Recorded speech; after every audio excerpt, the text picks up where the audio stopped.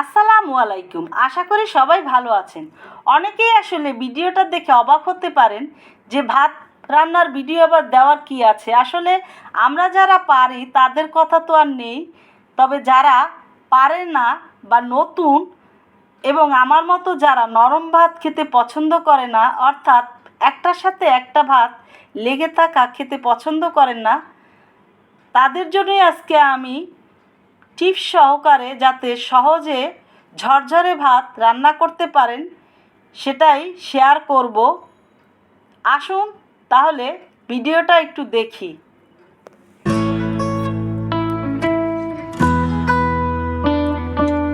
এখানে আমি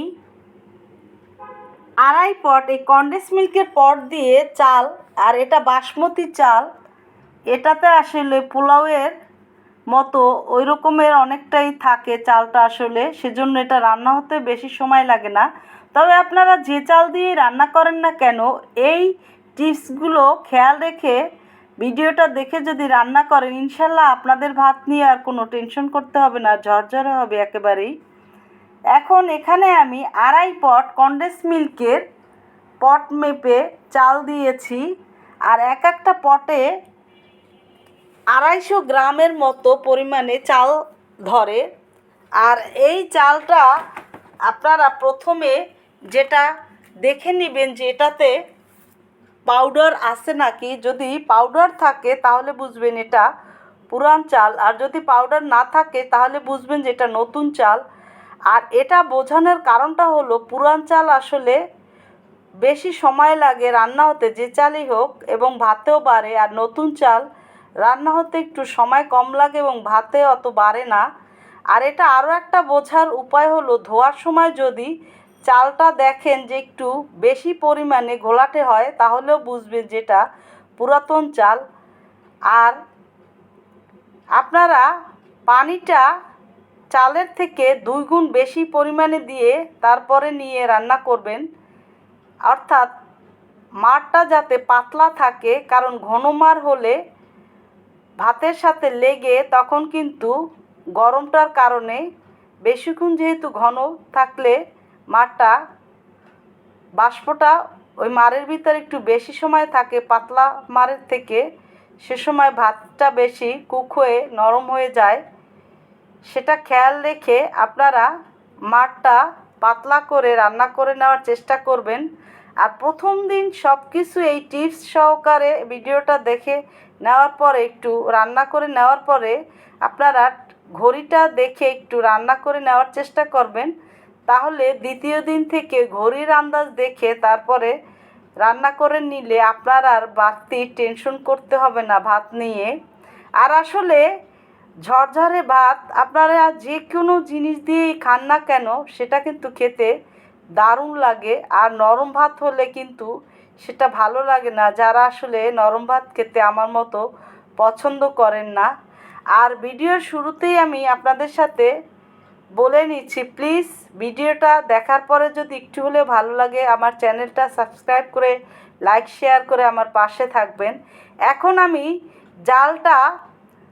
চালটা ধুয়ে নেওয়ার পরে এবং 2 গুণের থেকে একটু বেশি পানি দিয়ে ঢাকনাটা দিয়ে চুলাটা অন করে দিয়ে হাই হিটে একটা বলক দিয়ে নিয়েছি।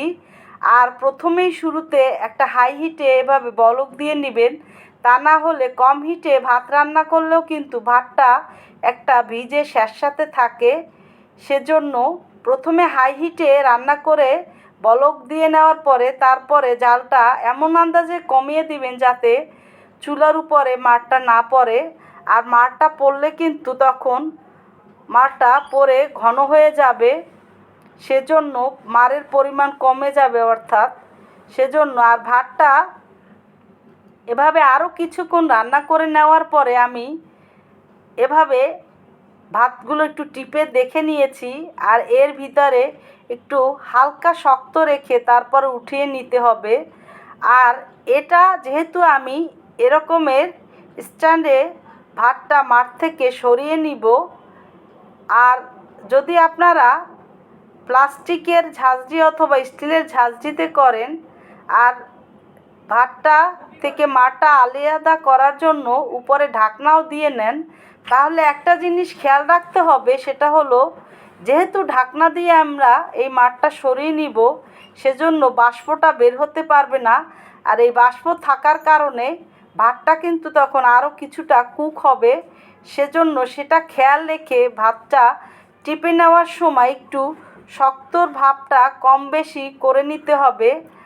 আর এটা যদি বেশিক্ষণ রাখেন সেক্ষেত্রেও কিন্তু অনেকটা কুক হবে, সেটাও খেয়াল রেখে তারপরে করতে হবে।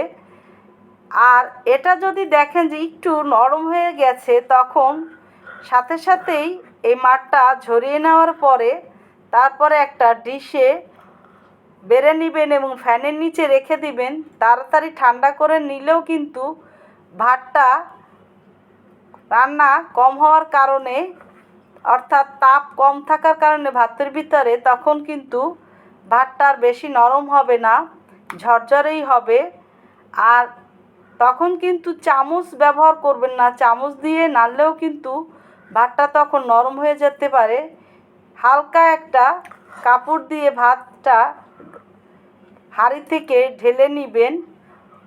দেখলেন তো কত সহজেই তৈরি হয়ে গেল আমার একেবারে ঝরঝরে ভাত। তবে কিন্তু একেবারে শক্ত ভাত খাওয়া স্বাস্থ্যের জন্য ভালো না। ভালো লাগলে সাবস্ক্রাইব, লাইক, শেয়ার। আল্লাহ হাফেজ।